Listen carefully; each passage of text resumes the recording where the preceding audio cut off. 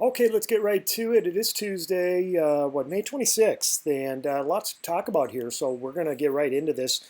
This video today, this briefing is going to mostly focus on the severe weather event, or at least the potential for a severe weather event as we go through the later afternoon and evening hours today. Now, I think the real time frame that we need to watch out for is anywhere between about 3 or 4 p.m. this afternoon and then up through about 10 or 11 o'clock p.m. And don't be surprised if some sort of a weather watch is issued for portions of southern and eastern Minnesota and western Wisconsin as we go through time, because the potential is there for something significant to happen. Right now, what you're looking at is the visible satellite imagery.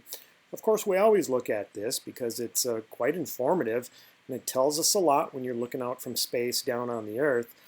The darker areas are clear skies, and of course the white areas are clouds. And whenever you see these bumpy white clouds like what you're seeing right here in central and western Wisconsin, those usually are thunderstorms that are bubbling up, and that's the case over there. Now, I'm not too concerned about the thunderstorms over there. These are just more of your garden variety storms. But what you can also see from this visible satellite loop is a distinct clearing line now that has set up from right around Duluth, south and west through the Twin Cities to near Mankato, Minnesota. That's a front. Okay, that's a wind shift line. It also demarcates colder air on the west side of that front from the warmer and humid air on the east side of the front. I don't have to tell you that. Dew points in the Twin Cities, Rochester, western Wisconsin are well into the 60s, so it's humid. It's kind of sweaty out there. And of course, that's because of this front that is located, again, basically from about Mankato to the Twin Cities to Duluth. And along that front is about the area that we can expect some thunderstorms to erupt as we go into the late afternoon hours. And evening hours, by the way. Okay, here's the radar summary right now from the Twin Cities National Weather Service. And this also paints a pretty clear picture of what's going on. This is just harmless rain out here. Scattered showers and sprinkles out in western Minnesota, whereas thunderstorms, again, they're scattered, they're pop-up storms, but they are popping now over the southeast corner of Minnesota, northeastern Iowa, and west central Wisconsin. And we are really paying attention to this area right here, Mankato, Albert Lea, Red Wing, maybe even as far north as Duluth, and certainly the Twin Cities metro, for significant development over the next 6 hours. Again, initiation time probably somewhere between 3 and 6 p.m.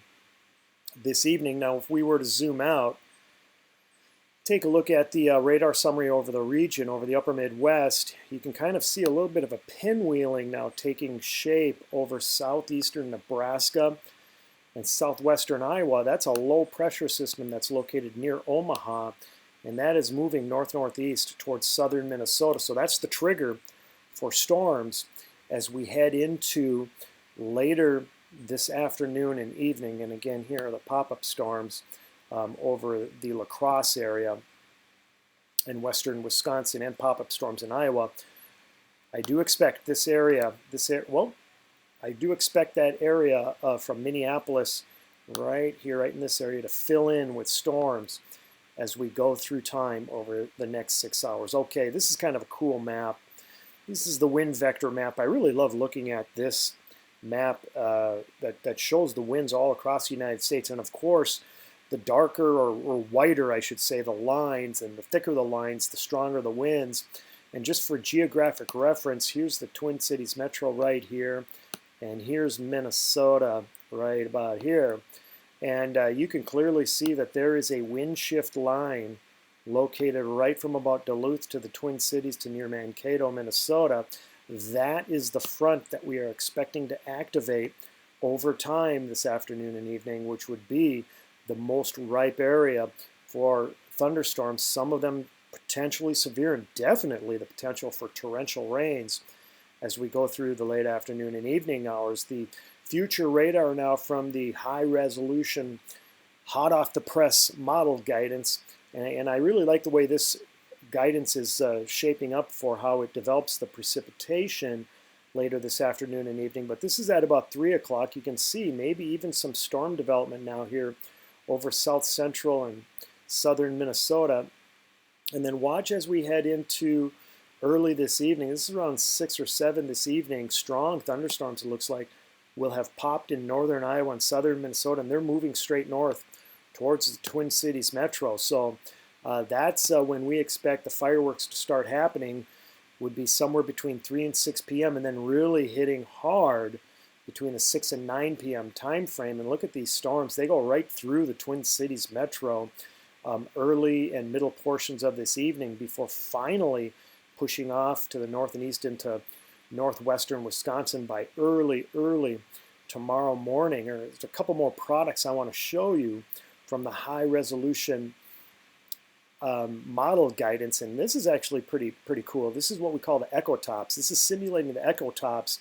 These would be the tops, the measurement of the height and the tops of the thunderstorms later this afternoon, predicted by the high-res model.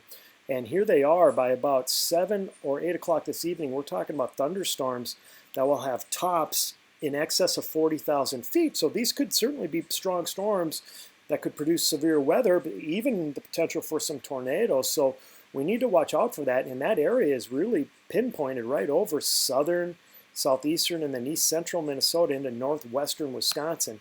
Again, we're looking right at this area here, from draw a line from Mankato to the Twin Cities to Duluth, anywhere along, and then south and east of that line, I think, are the areas that need to watch out the most for the potential for severe weather. Now, again, I had talked about the potential for heavy rains also, and here's what we've got. This is the potential rain estimation over the next 18 hours here over Minnesota, the upper Midwest, including Minnesota and Wisconsin. And look at this area right here. This would be the Twin Cities to south and southwest to near Mankato, and then northeast to near Hayward and Spooner, Wisconsin. We're talking some areas may get in excess of 2 to 3 inches of rain before it's all said and done. In fact, I'm really concerned about training thunderstorms. That would be thunderstorms that move over the same area over and over again for several hours later this afternoon and evening, and that could produce,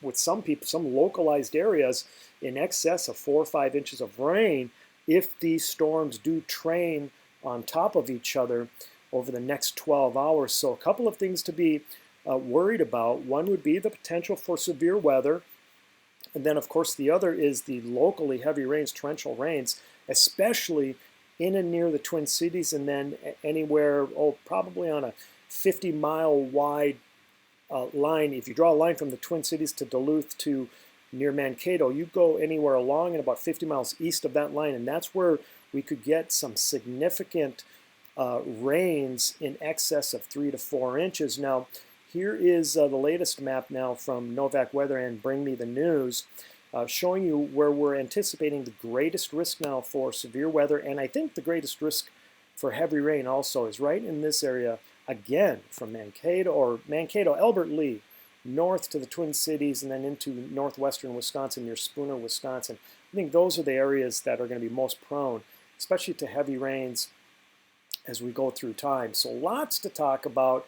Keep an eye to the sky later this afternoon and evening, and of course, keep an eye to the National Weather Service and any warnings that are coming out, because it should be an interesting 12 hours. All right, thank you for joining this weather briefing from Bring Me the News and Novak Weather. I hope you have a fun and adventurous next 12 to 24 hours.